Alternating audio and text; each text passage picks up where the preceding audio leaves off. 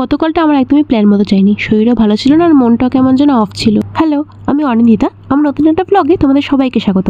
কয়েকদিন ধরেই শরীরটা খুব একটা ভালো যাচ্ছিল না, তাই মিনি ব্লগ দেওয়াটা একটু থেমে গেছিলো। কালকেও যথারীতি ধীরে করেই ঘুম থেকে উঠলাম। উঠে প্রথমে ডাবের জল খেলাম, একটু বসে রেস্ট নিলাম, তারপর স্নান করে বুদ্ধদেবকে ফুলের জল তুললাম। এর মধ্যেই দেখি ব্লিঙ্কিট থেকে মাসির জিনিসপত্রগুলো এসে গেল, সেগুলো গুছিয়ে কৌটোয় ভরে রাখলাম। তারপর কিছু করার এনার্জি একদমই ছিল না, একেবারে লাঞ্চ করে নিয়ে শুয়ে পড়লাম।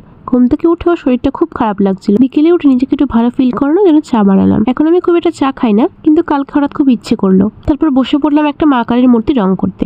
সত্যি বলতে মাঝে মাঝে ভাবি, মানুষ এত ভক্তি করে পুজো করে, তারপর আবার সেই মূর্তিগুলোই ফেলে দেয়। এই মূর্তিটা বাবা রাস্তা থেকে কুড়িয়ে এনে আমাকে দিয়েছিল। আগে আমি এটাতে রং করে পুজো দিতাম, কিন্তু অনেকদিন ধরে এটাকে নামিয়ে রেখেছিলাম, রং উঠে গেছিল। তাই কাল আবার নতুন করে রং করতে বসলাম। পুরোটা শেষ হয়নি, এখনো একটু বাকি আছে। কিন্তু জানো, এই ছোটো ছোটো কাজগুলোই মাঝে মাঝে মনটাকে খুব ভালো করে দেয়। তোমরা কি কখনো এমন কিছু করো যা তোমাদের মন ভালো করে দেয়? কমেন্টে জানিও। আর আমার এই জার্নিটা ফলো করতে চাইলে আমার পাশে থেকো আর আমাকে একটু ছোট্ট ফলো করে দিও। টাটা সবাইকে, আবার কাল দেখা হবে।